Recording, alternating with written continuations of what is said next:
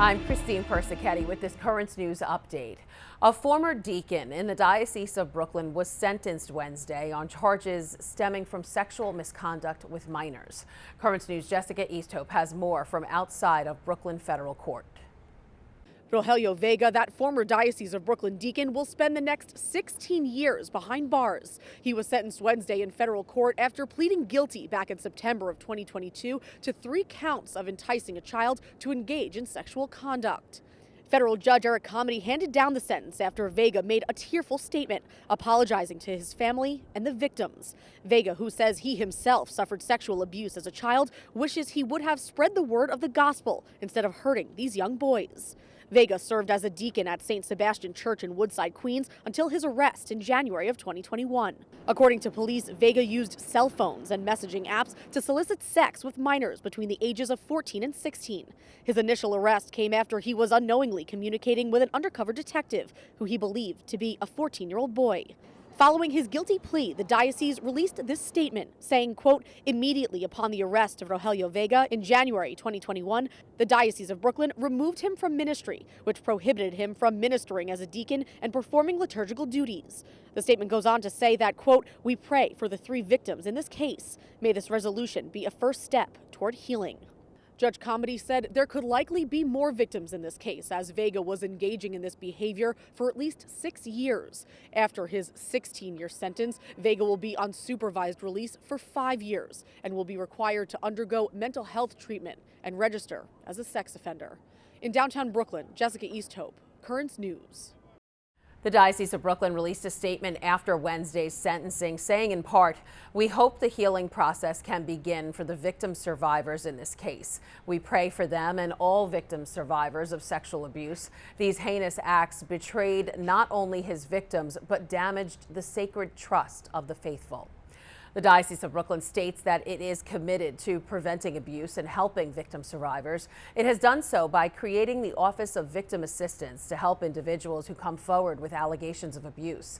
The office provides supportive initial counseling, therapy referrals, and pastoral resources for victim survivors. Every employee of the Brooklyn Diocese, including students, undergoes mandatory background checks and training designed to spot the signs of abuse and how to stop it. The Diocese of Brooklyn also hosts the yearly Mass of Hope and Healing, where the faithful come together and pray. They also created a confidential diocesan line to report abuse. Reports are automatically sent to law enforcement, and there isn't any church involvement to ensure compliance. That number is 888-634-4499. Once again, that number is 888-634-4499. Momentum is growing tonight in the fight for paid family leave to parents who suffer a stillbirth. New York currently permits 12 weeks of parental leave for a newborn. However, that doesn't include stillbirths. A bill just passed to include it, but it still faces a number of hurdles before reaching Governor Kathy Hochul's desk. The New York State Catholic Conference supports the decision to include paid leave for parents who lose a baby. The organization released a statement saying, quote, the birth of a stillborn child is a tragic and life-altering event that affects some 24,000 Americans every year. The physical and mental anguish experienced by mothers, fathers, and their families as they mourn the death of a child is indescribable. Time is the only thing that can begin to heal such a loss, yet stillbirth has not been a qualifying condition for family leave in New York. We now urge Speaker Carl Hastie and the State Assembly to take up this legislation immediately so that Governor Hochul can sign it into law without delay. New York's public schools are becoming more violent than ever, and the people guarding the buildings, school safety agents, are leaving in droves. According to a new report, their numbers are down nearly 25%. There are nearly 1,200 fewer safety agents now than before the pandemic began.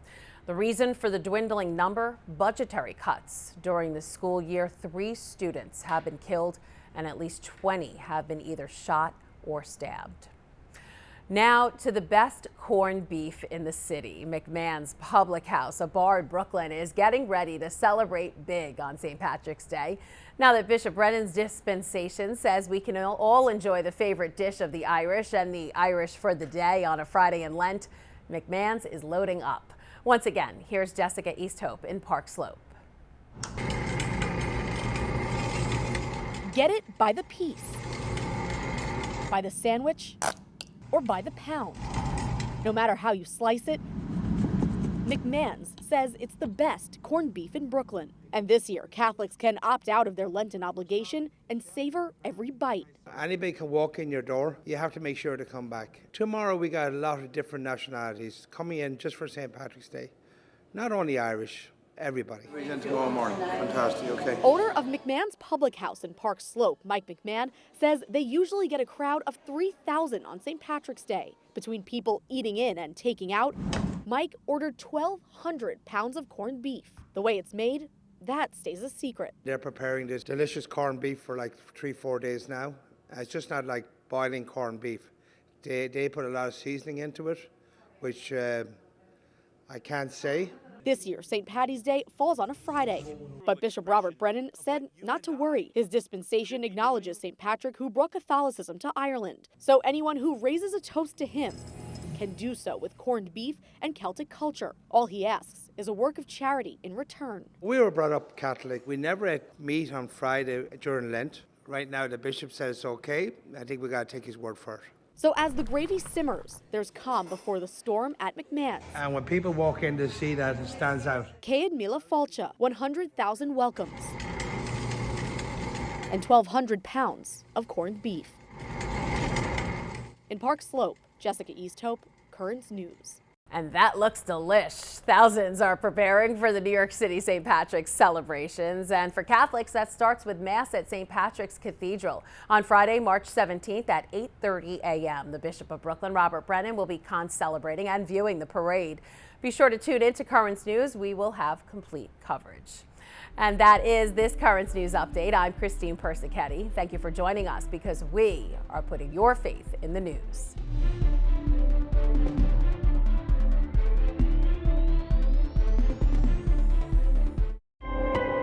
Currents News is there. Our team coverage begins with Currents News' Jessica Easthope outside the cathedral in downtown Los Angeles. Thousands of people have been coming here today to pay their respects to Bishop David O'Connell. The final farewell for a bishop whose life was tragically cut short.